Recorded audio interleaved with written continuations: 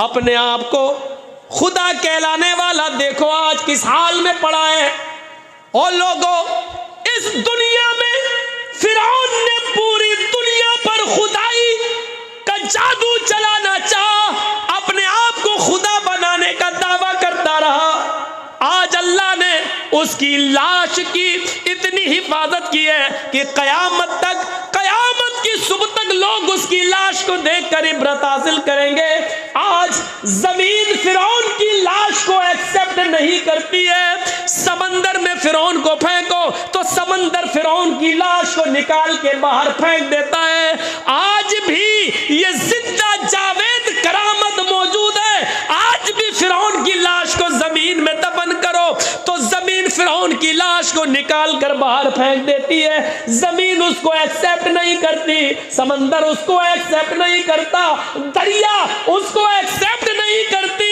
آج بھی فرعون کی لاش مصر کے میوزیم میں رکھی ہوئی ہے، جو لوگوں کو عبرت دے رہی ہے۔ لوگوں، اپنے آپ کو خدا کہلانے والا دیکھو، اپنی آنکھیں نہیں کھول سکتا ہے، اپنے پیر سیدھے نہیں کر سکتا ہے، اپنی کمر نہیں موڑ سکتا ہے، اس کا گوشت ختم ہو چکا ہے، صرف ہڈیوں کا ایک ڈھانچہ رہ گیا ہے۔ اور لوگوں، اللہ کا مقابلہ کرنے والے کا انجام دیکھو، قیامت کی صبح تک اس کا انجام دیکھتے رہو۔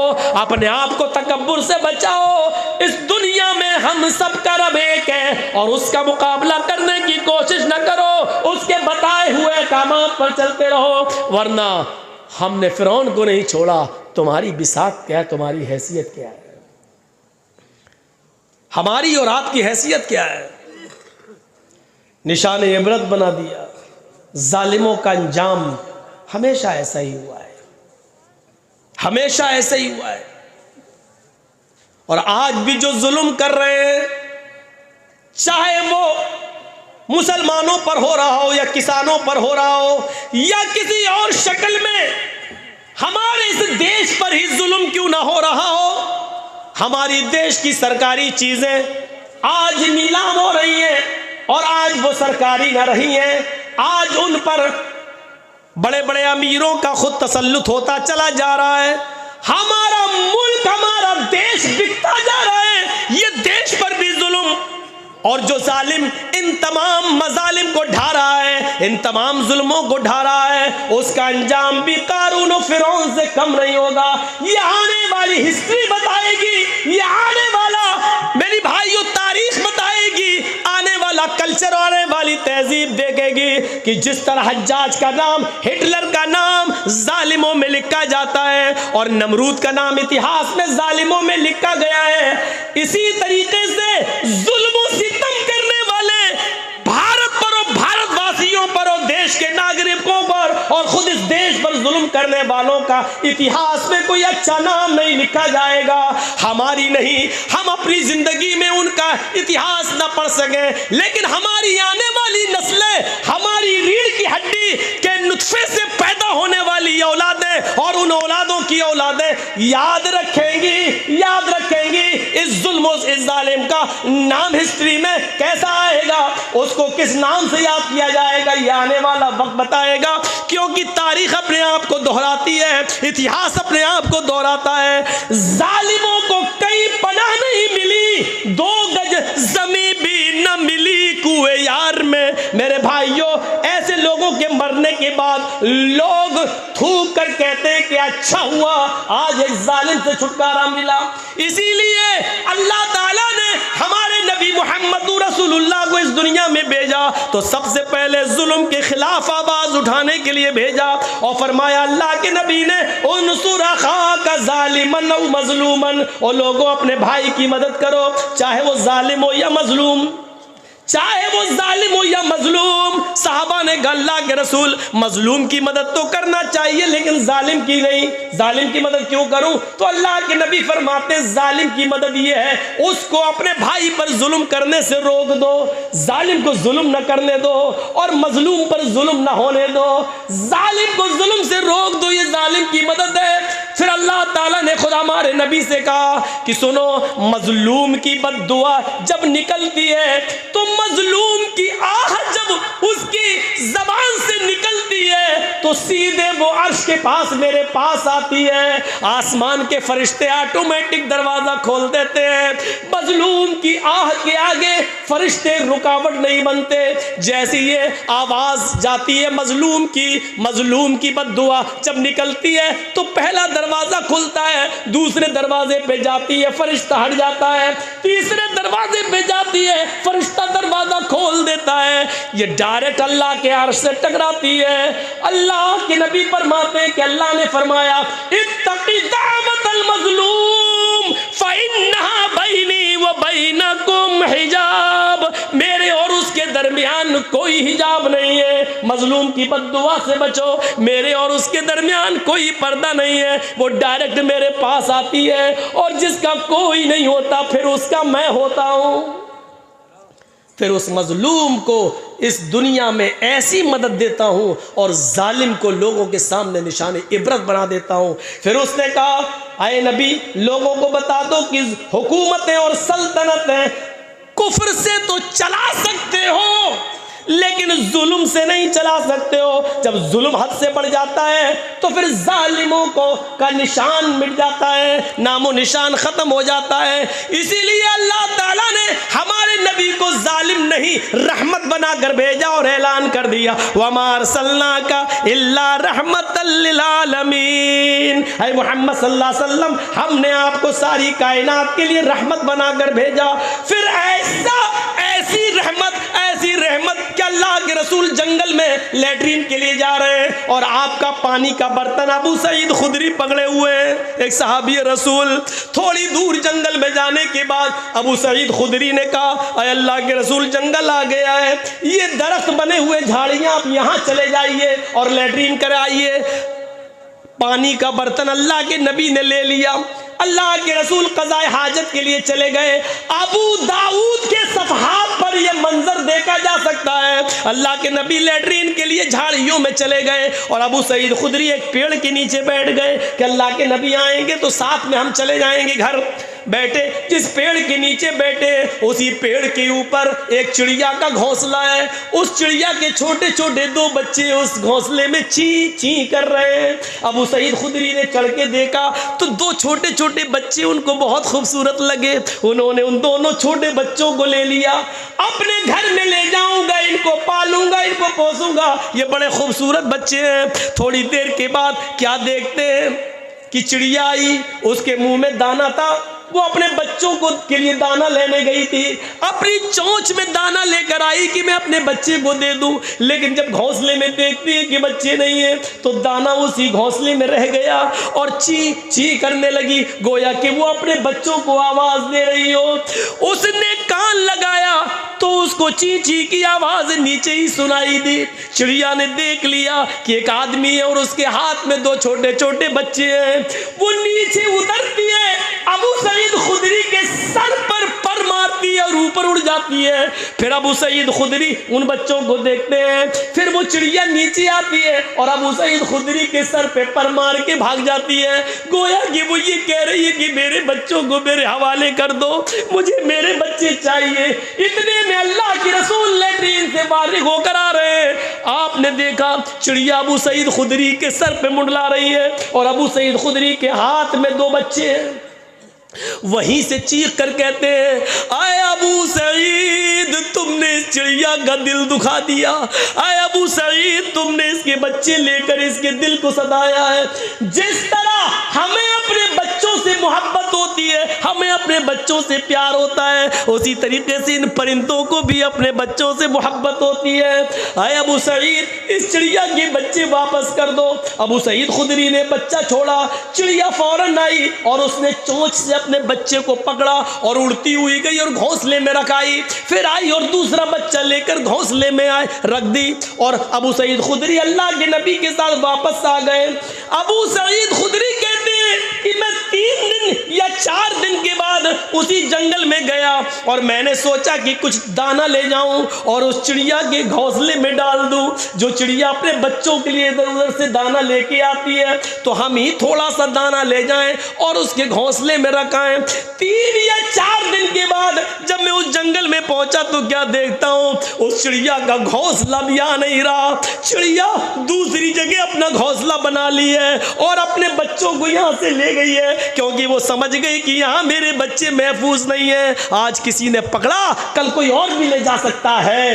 اللہ کے رسول نے دور سے دیکھ کر کہا, ابو سعید تم نے اس چڑیا کا دل دکھایا. یہ رحم تھا, اور جس نبی کے اندر پرندوں کے لیے اتنا رحم ہو, انسانیت کے لیے کتنا رحم ہوگا, انسانیت کے لیے کتنا رحم ہوگا. اسی لیے کسی ملک کو چلانے کے لیے, کسی دیش کو چلانے کے لیے رحم اور رحم دل کی بہت سخت ضرورت ہے. اور جس انسان کے دل سے رحم نکل جائے تو یاد رکھنا وہ نظام نہیں چل سکتا ہے.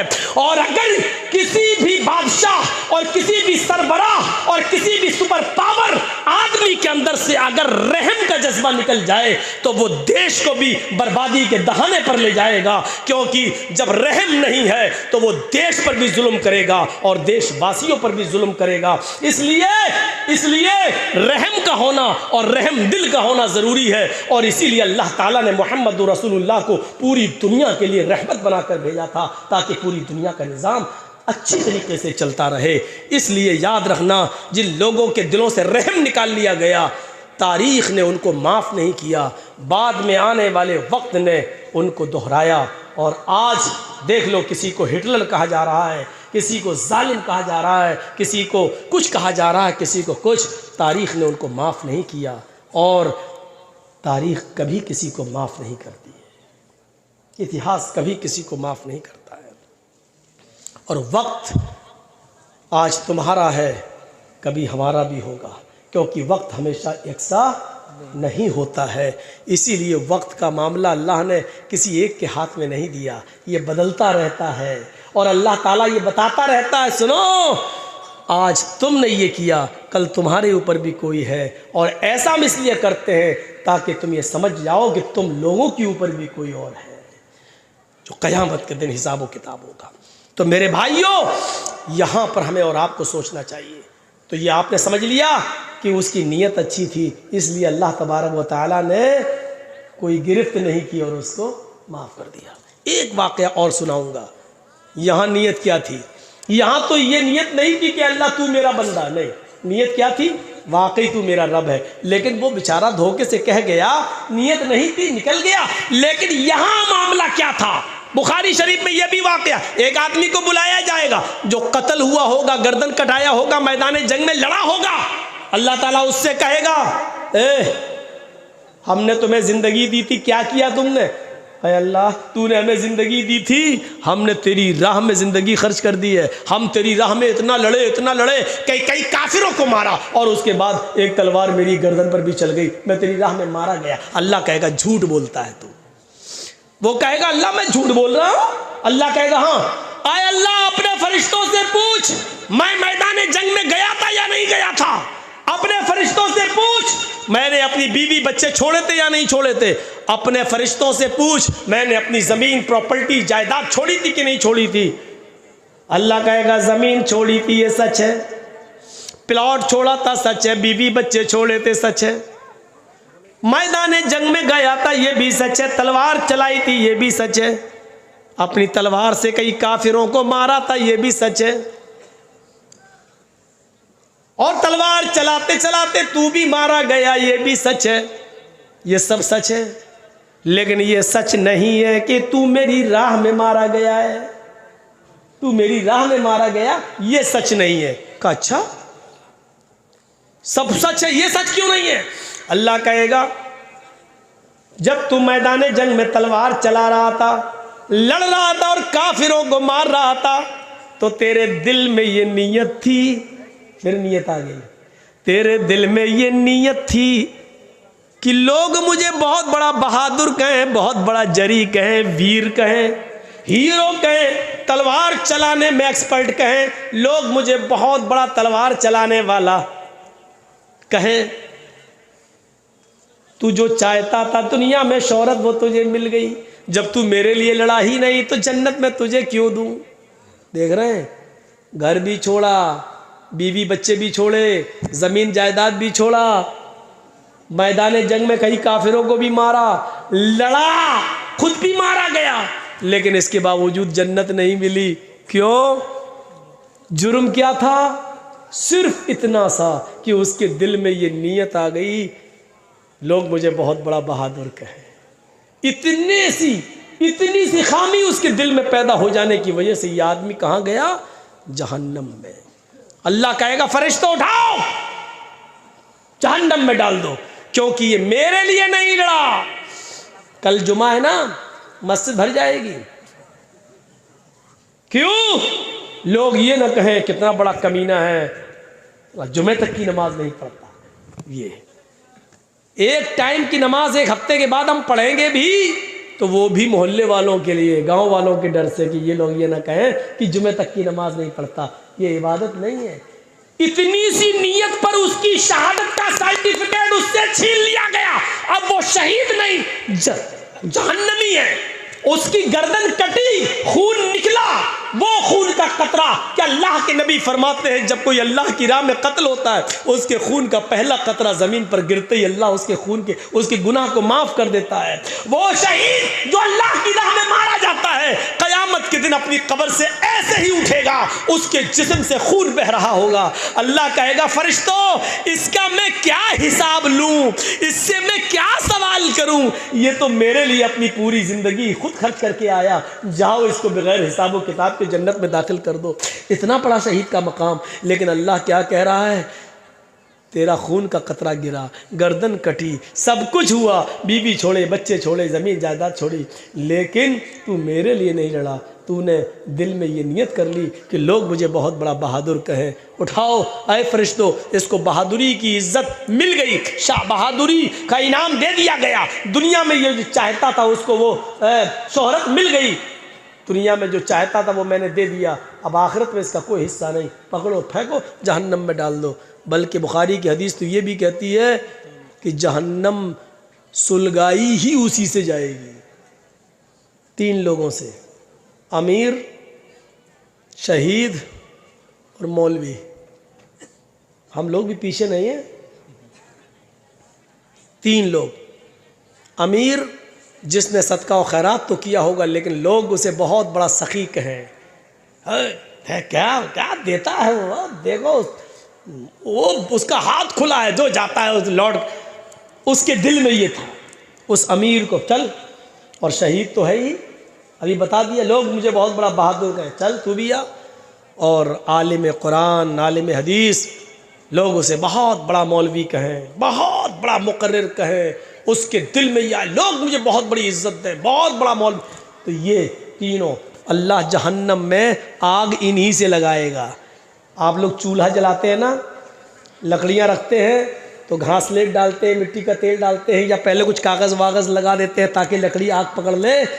تو یہ 3 لوگ جہنم کا ایندھن بنیں گے، شہید، مولوی اور امیر، یہ تینوں لوگ جہنم، اللہ ان میں آگ لگا کے جہنم کو بھڑکائے گا، جہنم کو۔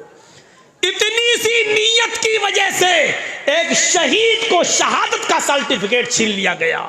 کام کتنا اچھا کیا اس بیچارے نے، اللہ کی راہ میں قتل ہوا، بیوی بچے سب چھوڑے، زمین جائیداد پراپرٹی گھر مکان سب چھوڑا، کام کتنا اچھا کیا، کئی کافروں کو مارا، کام کتنا اچھا کیا، خود بھی مارا گیا، کام کتنا اچھا کیا، لیکن یہ اچھا کام بیکار ہو گیا۔ کیوں؟ کیونکہ اس کے دل میں یہ نیت آ گئی کہ اللہ تعالیٰ مجھے لوگ بہت بڑا بہادر کہیں، اس اتنی سی نیت نے اس کے سارے کام کو بیکار کر دیا۔